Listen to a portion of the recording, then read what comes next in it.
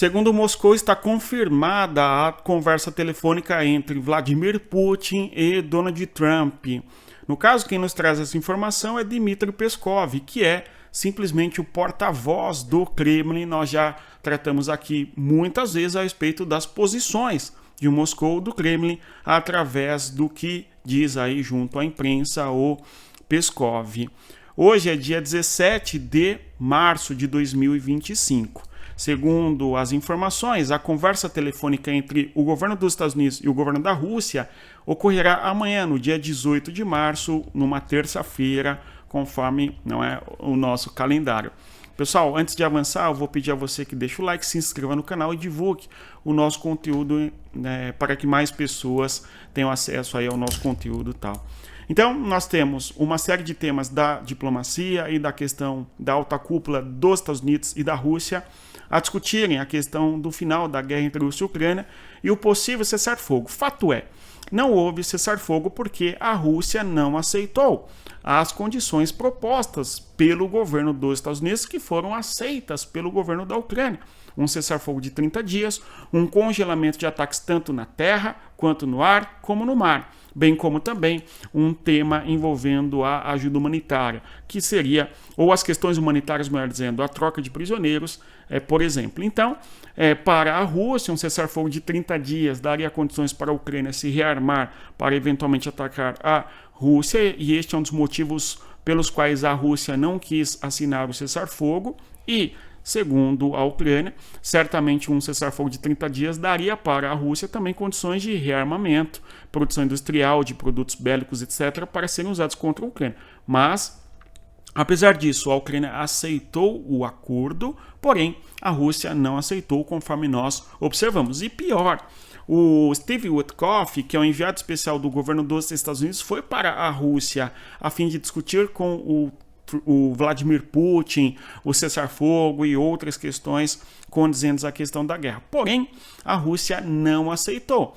Muitos até dizem que o enviado especial do governo dos Estados Unidos sequer foi recebido pelo governo da Rússia. Mas não dá para termos certezas do que ocorre nos bastidores, exceto quando o governo, como fez o Trump, resolve filmar ali e fazer a reunião ao vivo para todos verem o que eles estão discutindo, não é? Naquela reunião entre o governo dos Estados Unidos e o governo da Ucrânia, que nós assistimos ao vivo o governo americano humilhando a Ucrânia ao vivo e a cores. Mesmo assim, o Zelensky não assinou ainda o acordo de minerais. Pois bem, vamos aqui observar. Além disso, nós temos outros temas como o fronte de guerra. A Ucrânia faz ataques em 2 regiões contra o território da Rússia e a Rússia faz ataques em diversas regiões da Ucrânia. Nós temos que os ataques que a Ucrânia faz contra a Rússia são na região de Rostov e também na região de Astrakhan. Tudo bem? E o objetivo da Ucrânia, conforme nós observamos, é atingir a infraestrutura do território russo. Nós vemos aqui que na região de Rostov, a Ucrânia buscou atingir uma planta de produção, no caso ali, uma região de defesa antiaérea, no caso, uma base aérea na região de Rostov, às margens do mar de Azov. E, por sua vez, o ataque que a Ucrânia fez contra a região de Astrakhan, nesta região, às margens ali do território do Mar Cáspio, nesta localidade, região importante para a economia de toda esta região do Cáucaso, para a produção de gás, inclusive, e o foco ali do ataque que a Ucrânia fez é justamente numa região de tratamento de gás. Então, a Ucrânia fazendo ataques contra a infraestrutura econômica e energética da Rússia, conforme nós podemos constatar. Por sua vez, a Rússia fez ataques com mais de 100 drones contra o território da Ucrânia. Tudo bem? Um ataque bastante considerável.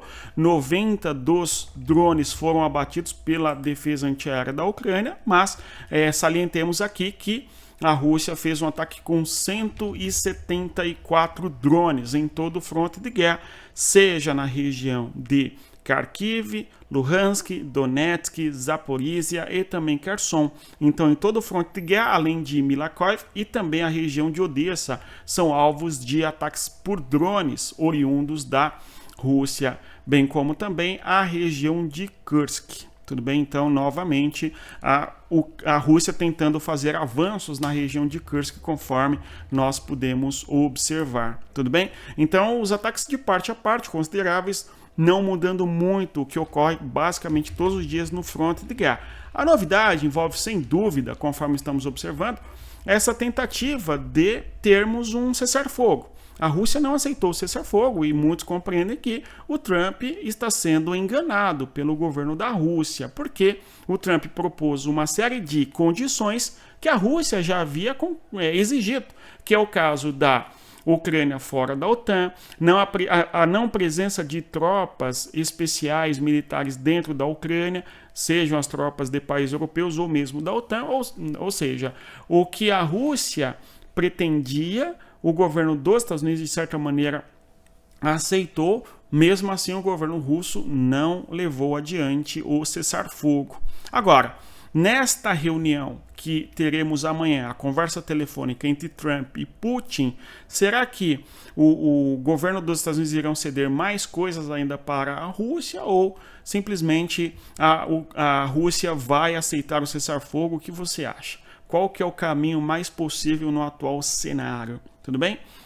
Outro tema importante, além dessa reunião que vai acontecer amanhã, uma conversa telefônica, temos aqui uma legislação na Ucrânia, dando conta de que tropas ucranianas armadas poderão atuar em outros países, numa espécie de agência de inteligência e coisa do gênero, para abater certamente inimigos da Ucrânia. Então, uma legislação na Ucrânia mudando, expandindo a sua possibilidade de ação no estrangeiro. Nós tivemos nos Estados Unidos críticas bem sérias em relação à Ucrânia, dizendo que o governo ucraniano está planejando e conspirando para dar fim ao Donald Trump, tudo bem?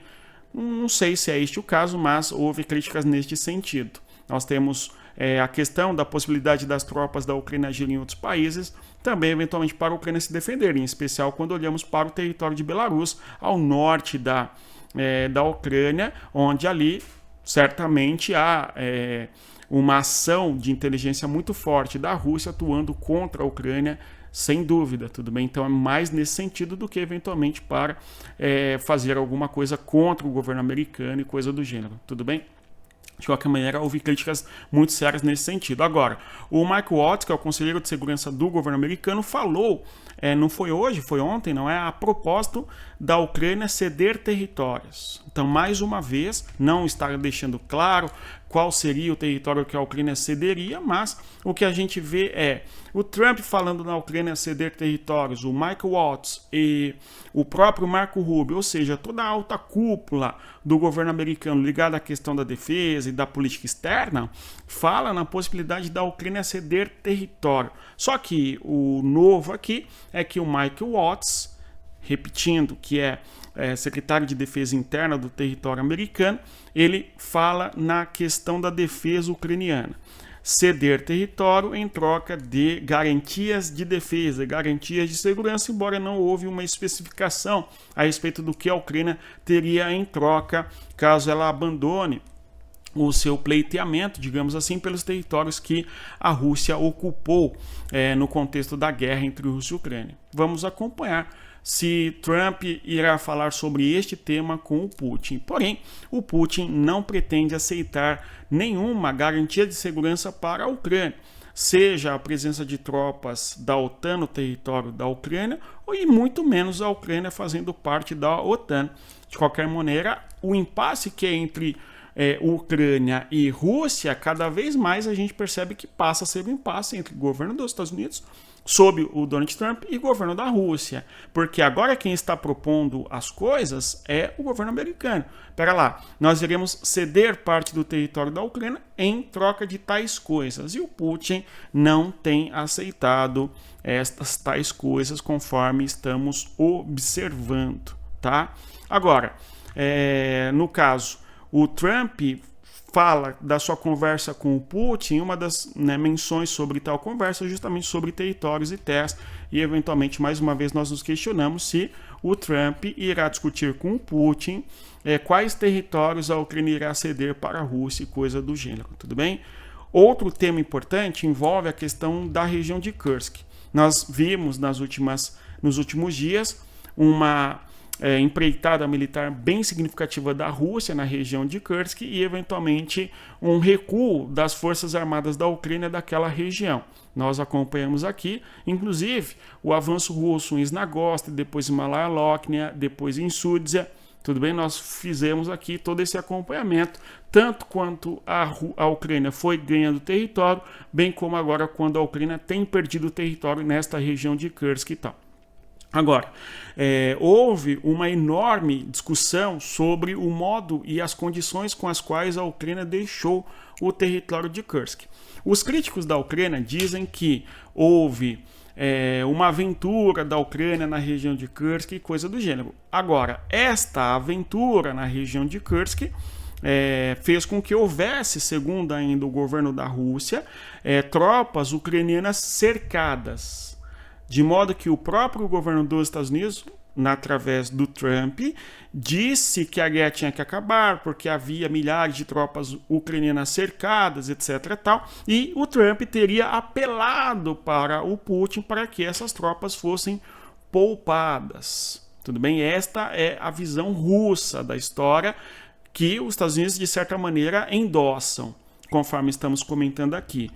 Por sua vez, porém, entretanto, ou caso queiramos, não é uma adversativa mais incisiva, mas a percepção da Ucrânia e a resposta oficial da Ucrânia, inclusive o comandante-em-chefe das Forças Armadas da Ucrânia, que é o Syrskyi, disse que as tropas ucranianas foram retiradas da região de Kursk, tá? E não havia nenhum perigo de tropas ucranianas cercadas naquela região. E aí, quem está falando a realidade? O governo americano com a Rússia ou o governo da Ucrânia? É uma enorme controvérsia a região de Kursk. E mais, nós temos agora, inclusive, o governo tanto da Coreia do Sul, bem como da Ucrânia, discutindo a questão de repatriamento de soldados norte-coreanos que teriam sido capturados na região de Kursk. Vamos acompanhar se estes soldados irão ser repatriados, quantos são, isto não é divulgado em grandes, alardeamentos também, ok? Outro tema que eu quero que nós observemos aqui, realmente nós constatamos a não presença mais das tropas ucranianas na região de Kursk.